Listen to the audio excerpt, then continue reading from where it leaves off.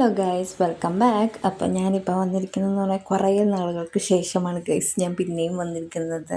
Sorry, എനിക്ക് കുറച്ച് കാര്യങ്ങളൊക്കെ ഉണ്ടായിരുന്നതുകൊണ്ടും പിന്നെ പഠിക്കാനൊക്കെ പോകുന്നത് കൊണ്ടും എനിക്ക് വീഡിയോ കണ്ടിന്യൂസ് ആയിട്ട് ഇടാൻ പറ്റിയിരുന്നില്ല. സോ ഇന്ന് ഞാൻ കഴിഞ്ഞ റീസെൻ്റായിട്ട് ഞാൻ ബ്യൂട്ടീഷ്യൻ ക്ലാസ്സിൽ പോയി. സോ ഞാൻ ബ്രൈഡൽ മേക്കപ്പിന് വേണ്ടിയിട്ട് കുറച്ച് സാധനങ്ങൾ വാങ്ങി. അതിനകത്ത് എനിക്ക് ഏറ്റവും ഇഷ്ടപ്പെട്ടിട്ടുള്ളൊരു സാധനമാണ് ഗൈസ് ഇത്. അഗാരോൻ്റെ 4-in-1 ഹെയർ സ്റ്റൈലർ ടൂളാണിത്.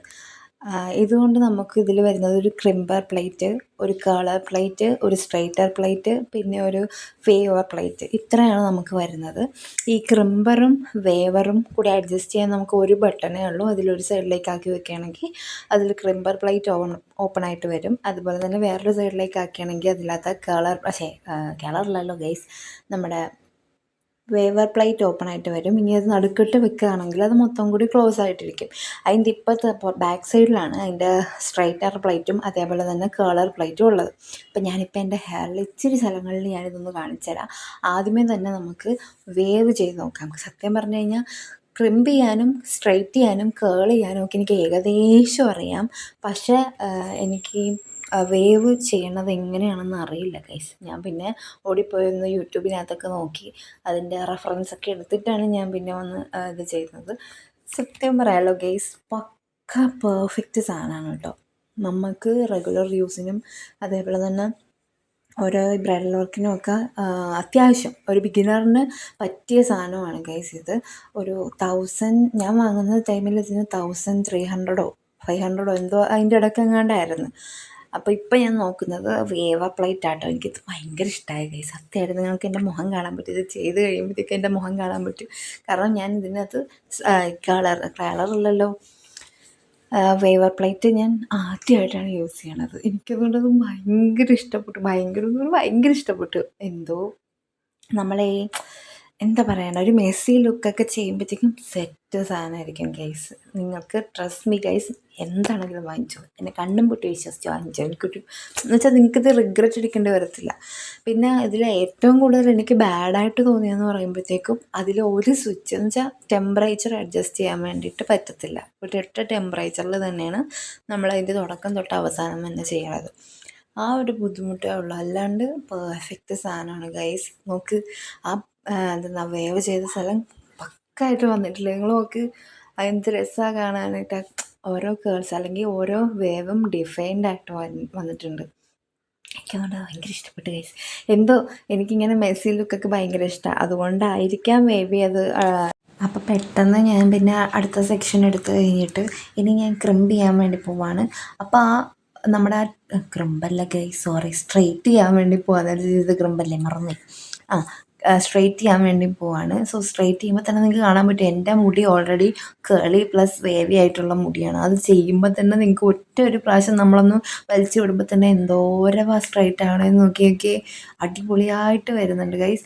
ഈ സംഭവം പെർഫെക്റ്റാണ്. ഒരു ബഡ്ജറ്റ് ഫ്രണ്ട്ലിയിൽ നമുക്ക് ഹെയർ സ്റ്റൈലിംഗ് ടൂൾ നിങ്ങൾ നോക്കുന്നുണ്ടെങ്കിൽ കണ്ണും മുട്ടി വാങ്ങിക്കുക ഗൈസ്. ട്രസ്റ്റ് മീ ഗൈസ്, എനിക്ക് എത്ര പറയാനുള്ളൂ, ട്രസ്റ്റ് മീ. അത് അടിപൊളി സാധനമാണ്. നമുക്ക് ഒരു പെട്ടെന്ന് ഇപ്പോൾ നമുക്ക് ഒരു പുറത്ത് എവിടെയെങ്കിലും ട്രാവൽ ചെയ്യുമ്പോഴത്തേക്കും നമുക്ക് എല്ലാം കൂടി കെട്ടിപ്പോയിഞ്ഞോണ്ട് പോകാൻ പറ്റത്തില്ല. അപ്പോൾ ഈ ഒരൊറ്റ പ്രൊഡക്റ്റ് നോക്കാവുന്നതാണ്, അടിപൊളിയാണ്. ഇനി നമുക്ക് ലാസ്റ്റായിട്ട് കേള് കൂടി ചെയ്ത് നോക്കാം. കാരണം കേള് ചെയ്യാൻ എനിക്ക് ശരിക്കും അറിയത്തില്ല. കാരണം ഒന്നാമത്തെ കാര്യം എൻ്റെ മുടി ചെറിയ മുടിയാണ്. അതുകൊണ്ട് കേള് ചെയ്താലും എങ്ങനെ ചെയ്യണമെന്നോ അല്ലെങ്കിൽ എങ്ങനെയായിരിക്കും വരുന്നതെന്നോ എനിക്കറിയില്ല. ഓൾറെഡി കേളായിട്ടുള്ള മുടിയാണ്. പക്ഷേ എന്നാലും ഞാനൊന്ന് ചെയ്ത് നോക്കാം. ആദ്യമേ ഞാൻ മൊത്തത്തിൽ ചെയ്ത് നോക്കാൻ നോക്കി, പക്ഷേ നടന്നില്ല. കാരണം നമുക്ക് ഇച്ചിരി പാട്ടായിട്ട് ഇതെടുത്ത് ചെയ്യാൻ പറ്റത്തുള്ളൂ.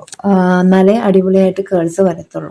ഞാൻ ആദ്യമേ കുറച്ചും കൂടി ഏറെ പാട്ടെടുത്ത് നോക്കിക്കഴിഞ്ഞപ്പോഴൊന്നും എനിക്ക് പക്ഷെ നല്ല രീതിയിൽ ഡിഫൈൻഡ് കേൾസ് വരുന്നില്ല.